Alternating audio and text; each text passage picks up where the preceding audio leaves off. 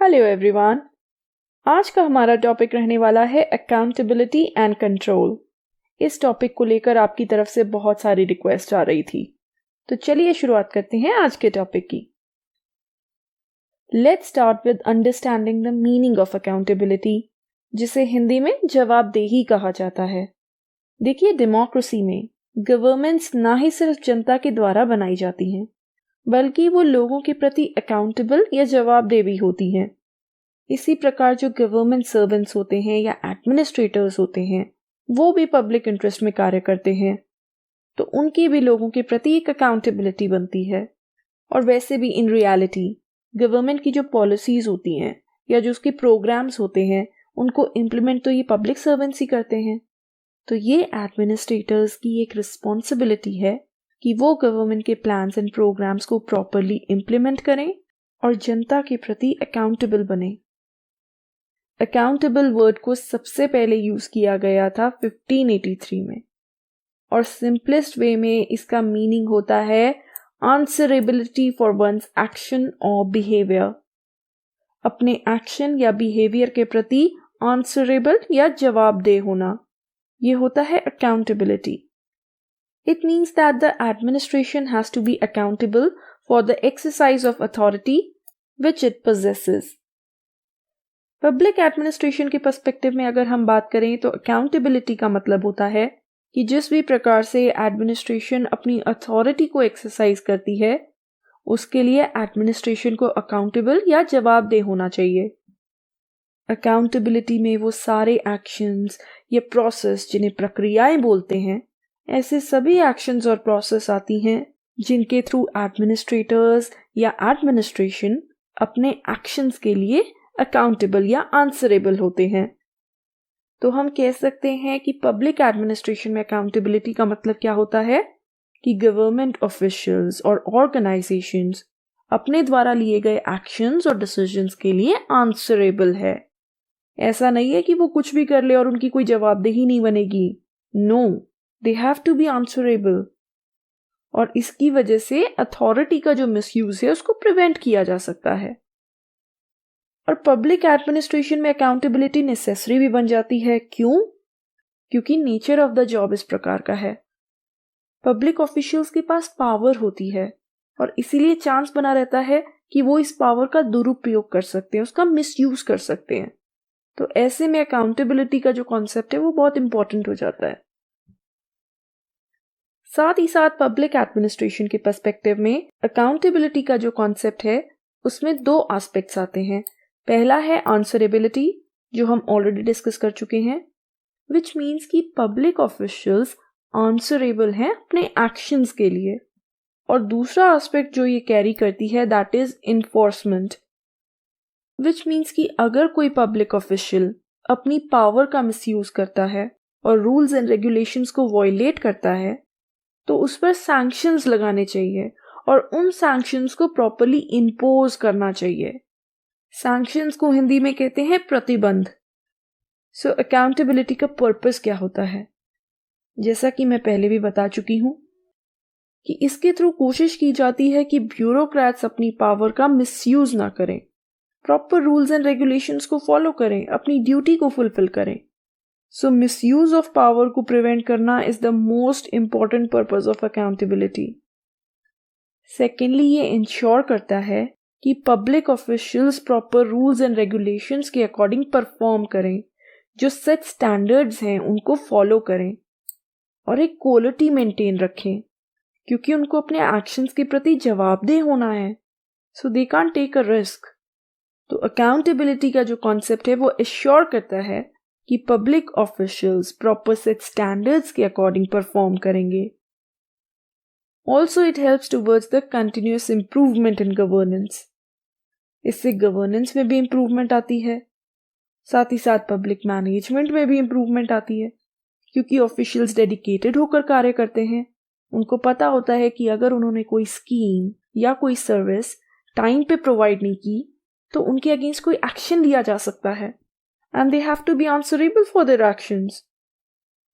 और इसी तरह लोगों का ट्रस्ट क्रिएट होता है गवर्नमेंट में। लोग सरकार को ट्रस्ट करने लगते हैं क्योंकि ऑफिशियल्स अपने एक्शन के लिए जवाबदेह हैं। इससे एक ट्रांसपेरेंसी आती है और करप्शन जैसी प्रॉब्लम्स के चांसेस भी घटते हैं। तो ये होते हैं पर्पस ऑफ अकाउंटेबिलिटी, जवाबदेही के उद्देश्य।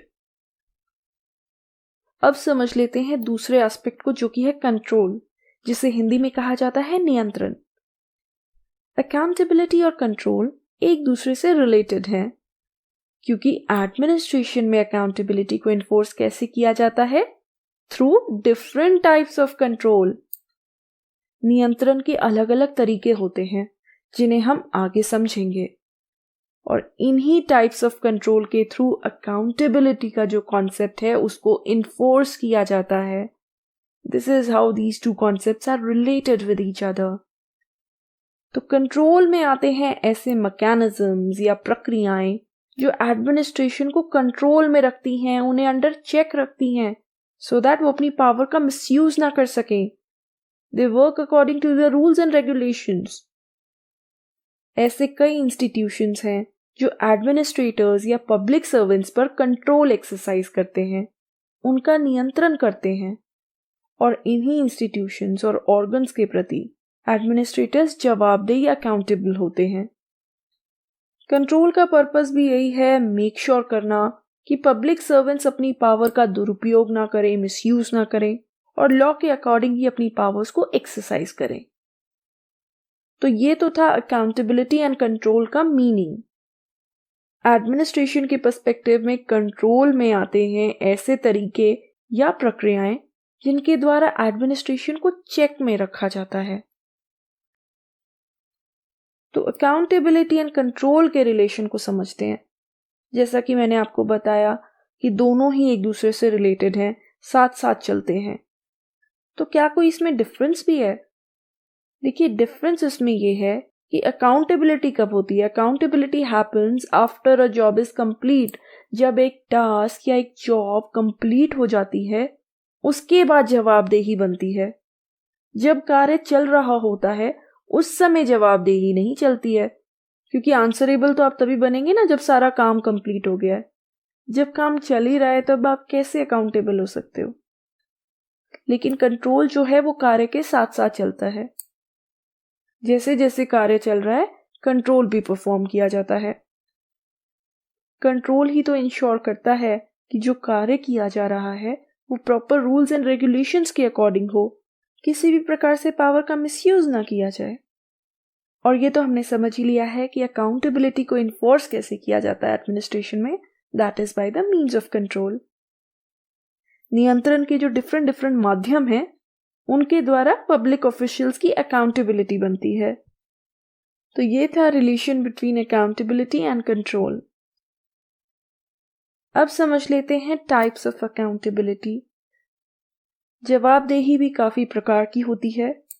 ये काफी इजी है, आप नाम से ही समझ जाएंगे कि कौन सी अकाउंटेबिलिटी किस प्रकार की है। सबसे पहले आती है पॉलिटिकल अकाउंटेबिलिटी, यानी कि राजनीतिक जवाबदेही। राजनीतिक वर्ड आ गया है तो अब आप समझ गए होंगे कि ये क्या है।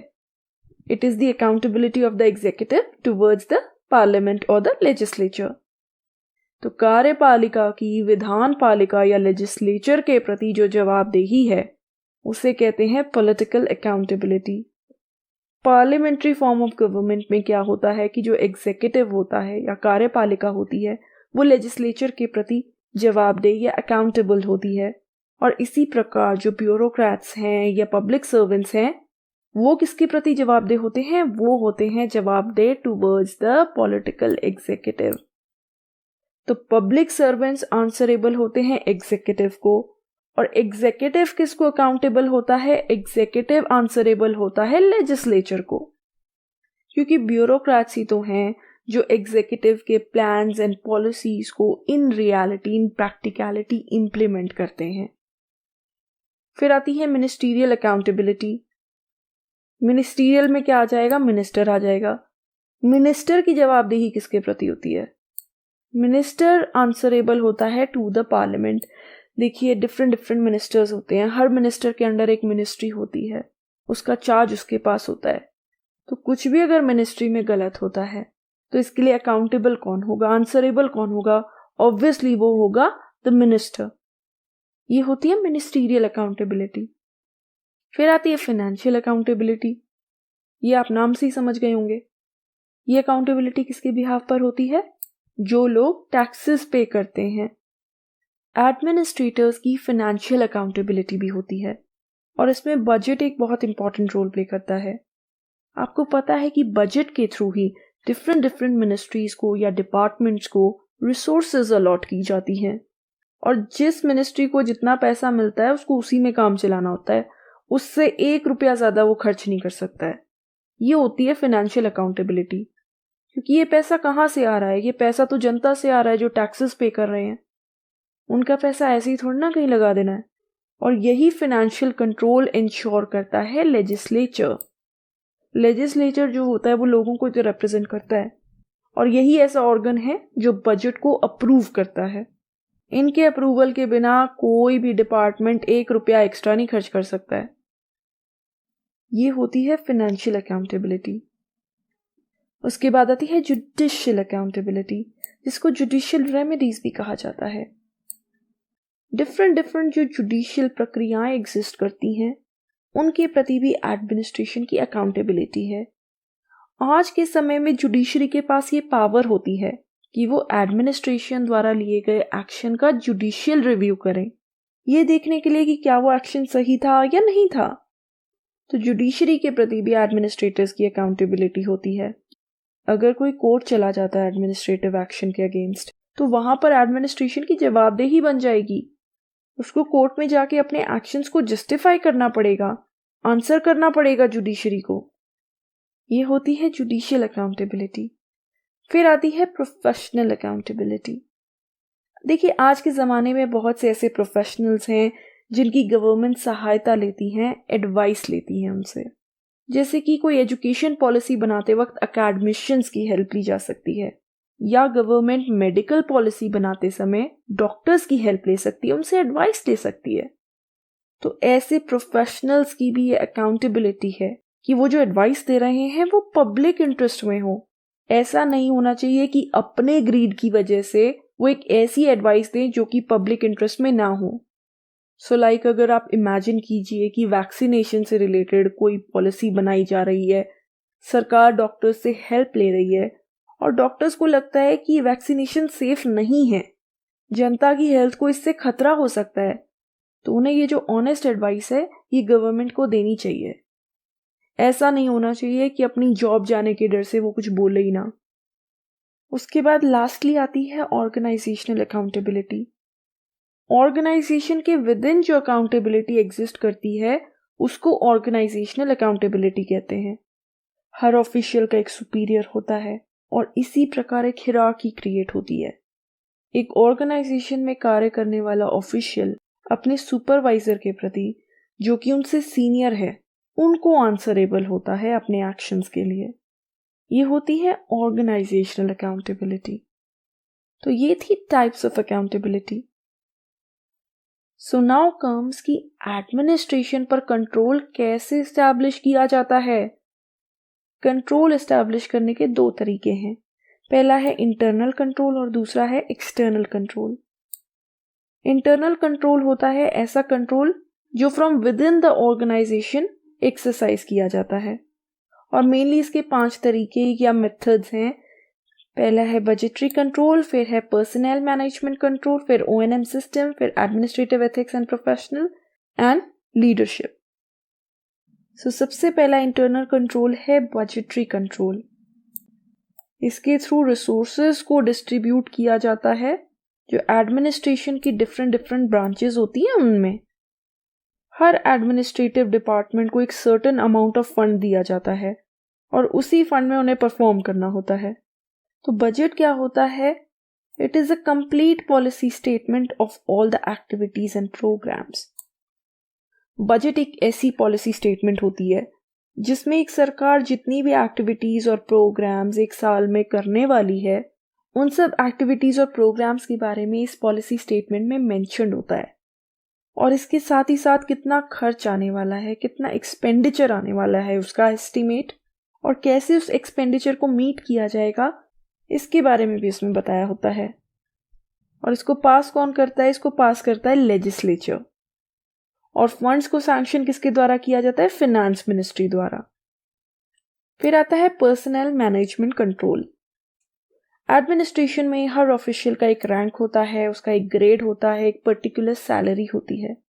हर एक डिपार्टमेंट में कितने पर्सनल्स या कर्मचारियों की जरूरत है, उनको क्या क्या सैलरीज देनी है, उनका क्या ग्रेड रखना है, कैसे उन्हें रिक्रूट करना है या कैसे उनकी प्रमोशन करनी है, रिटायरमेंट की क्या कंडीशंस हैं या क्या बेनिफिट्स हैं, कैसे उनको डिसमिस किया जा सकता है। ये सर्विसेज से रिलेटेड सारी कंडीशंस जो हैं ये एक सेंट्रल एजेंसी द्वारा बनाई जाती हैं। और अगर रूल्स एंड रेगुलेशंस को फॉलो नहीं किया जाता है तो इस एजेंसी के पास राइट होता है पनिशमेंट का भी। तो इस प्रकार से पर्सनल्स को या कर्मचारियों को मैनेज किया जाता है एक सेंट्रल एजेंसी द्वारा, जो उनकी सारी टर्म्स एंड कंडीशंस को डिटरमाइन करती हैं। ब्रिटेन में ऐसा कौन करता है? ब्रिटेन में करता है treasury. The next type of internal control is the O&M system, जिसको ऑर्गेनाइजेशन एंड मेथड्स या ऑर्गेनाइजेशन एंड मैनेजमेंट कंट्रोल भी कहा जाता है। इसका मेन ऑब्जेक्टिव है पब्लिक एडमिनिस्ट्रेशन को ज़्यादा से ज़्यादा साइंटिफिक बनाने का। और ये सिस्टम सबसे पहले अडॉप्ट किया गया था ग्रेट ब्रिटेन में ईयर 1942 में। O&M सिस्टम में क्या होता है कि ऑफिस वर्क को कंटिन्यूसली चेक किया जाता है हर स्टेज पर, कंटिन्यूसली रिसर्च की जाती है ताकि इम्प्रूवमेंट्स लाई जा सके और ऑफिस मेथड्स को सिंप्लीफाई किया जा सके। तो चेकिंग कैसे होगी ऑफिस वर्क की? ये होगी थ्रू इंस्पेक्शंस या विजिट्स बाय हायर ऑफिशियल्स भी इसमें आ सकता है। अगर आप कॉलेज स्टूडेंट्स हैं तो आपने सुना होगा कि नैक की विजिट जब होती है तो कैसे सारा प्रशासन एक्टिव हो जाता है। क्लासरूम्स में पेंट होने लगते हैं, नया फर्नीचर लाया जाता है। यही तो पर्पस है इंस्पेक्शंस का, और O&M सिस्टम भी इसी पर फोकस करता है। इसके थ्रू कंट्रोल रखा जाता है एडमिनिस्ट्रेशन पर ताकि वो अपनी पावर्स का मिसयूज ना करें, कंट्रोल में रहें। यहाँ तक कि एडमिनिस्ट्रेटिव बॉडीज में ऐसी स्पेशल ब्रांचेस होती हैं जिनका काम ही ये होता है कि इस बात पे रिसर्च करना कि एडमिनिस्ट्रेटिव स्ट्रक्चर और प्रोसीजर्स को कैसे इंप्रूव किया जा सकता है। इसके बाद आता है एडमिनिस्ट्रेटिव एथिक्स। एथिक्स होते हैं मूल्य। एडमिनिस्ट्रेशन के भी अपने कुछ एथिक्स या मूल्य होते हैं जो एडमिनिस्ट्रेटर्स को फॉलो करने होते हैं, और इनको प्रोफेशनल कोड ऑफ मोरालिटी भी बोला जाता है, और पब्लिक एडमिनिस्ट्रेशन में इन्हें एडमिनिस्ट्रेटिव एथिक्स बोला जाता है, विच मीन्स कि एडमिनिस्ट्रेशन से रिलेटेड एथिक्स या मूल्य। जैसे कि इसका एग्जाम्पल है कि ग्रेट ब्रिटेन में एडमिनिस्ट्रेटर्स द्वारा कुछ एथिक्स फॉलो किए जाते हैं, कुछ मूल्यों को वो फॉलो करते हैं, जो कि है लॉयल्टी, सीक्रेसी, न्यूट्रलिटी और एनोनिमिटी। एडमिनिस्ट्रेटर्स को अपने कार्य के प्रति डिवोटेड रहना चाहिए, सीक्रेसी मेंटेन रखनी चाहिए, डिपार्टमेंट से रिलेटेड चीज़ों को लीक नहीं करना चाहिए, सीक्रेसी मेंटेन रखनी चाहिए, न्यूट्रल होकर कार्य करना चाहिए, एक निष्पक्षता बनाए रखनी चाहिए। ऐसा नहीं है किसी पॉलिटिकल पार्टी के प्रति या किसी आइडियोलॉजी के प्रति सपोर्ट दिखाया जाए, ये नहीं, और अनोनिमस होकर कार्य करना चाहिए। पब्लिक ऑफिशियल्स हमेशा अनोनिमस होकर कार्य करते हैं। जो पॉलिसीज एंड प्रोग्राम्स एग्जीक्यूटिव द्वारा इम्प्लीमेंट किए जाते हैं ऑन पेपर्स, वो एक्चुअलिटी में किसके द्वारा इम्प्लीमेंट किए जाते हैं? एडमिनिस्ट्रेशन द्वारा। और पार्लियामेंट में कौन रिस्पॉन्सिबल होता है इन प्लान एंड प्रोग्राम्स के लिए? एग्जीक्यूटिव ही तो होता है, एडमिनिस्ट्रेटर्स थोड़ी ना होते हैं। वो तो बस अनोनिमस रह के या गुमनाम रह के अपना कार्य करते हैं। फिर इसके बाद आता है लीडरशिप। लीडरशिप एक बहुत इंपॉर्टेंट रोल प्ले करती है। अगर एक प्रॉपर लीडरशिप होगी एडमिनिस्ट्रेशन में, वो इन्फ्लुएंस करेगी लोगों को आपस में कोऑपरेट करने के लिए, सो दैट एक डिजायर्ड गोल को अचीव किया जा सके। एक अच्छी लीडरशिप एम्प्लॉयज के मोराल को बूस्ट करती है, सबऑर्डिनेट्स का एंथुजियाज्म बढ़ाती है, और साथ ही साथ प्रॉपर कंट्रोल भी इस्टेब्लिश करती है। वो ये मेक श्योर करती है कि उसके जो एम्प्लॉयज हैं वो प्रॉपरली कार्य तो कर रहे हैं, अपनी पावर का मिसयूज तो नहीं कर रहे हैं, कहीं करप्शन में तो इंडल्ज नहीं हो रहे हैं। ये सब चीज़ें एक प्रॉपर लीडरशिप इंश्योर करती है। ये प्रोफेशनल स्टैंडर्ड्स को सेट करती है। सारी ग्रुप एक्टिविटी को एक लीडर इस प्रकार से डायरेक्ट करता है सो दैट ऑर्गेनाइजेशन के गोल्स को, उसके प्रोग्राम्स को अचीव किया जा सके। सो लीडरशिप भी एक इम्पॉर्टेंट रोल प्ले करती है कंट्रोल करने में।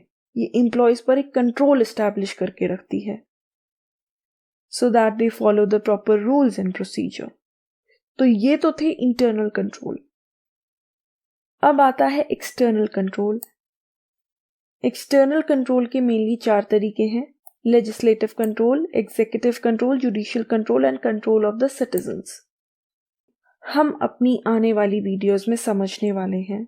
और इसको एक्सटर्नल कंट्रोल इसलिए बोला जाता है क्योंकि ये एडमिनिस्ट्रेटिव मशीनरी से बाहर रहकर ऑपरेट करता है, नॉट फ्रॉम विद इन, जैसा कि इंटरनल कंट्रोल में होता है। तो लेजिस्लेटिव कंट्रोल को हम अपनी नेक्स्ट वीडियो में समझने वाले हैं। और ये था हमारा आज का टॉपिक, जिसमें हमने समझा कि अकाउंटेबिलिटी और कंट्रोल क्या होता है, ऐसे कौन से तरीके हैं जिनके द्वारा कंट्रोल को इस्टैब्लिश किया जा सकता है एडमिनिस्ट्रेशन में।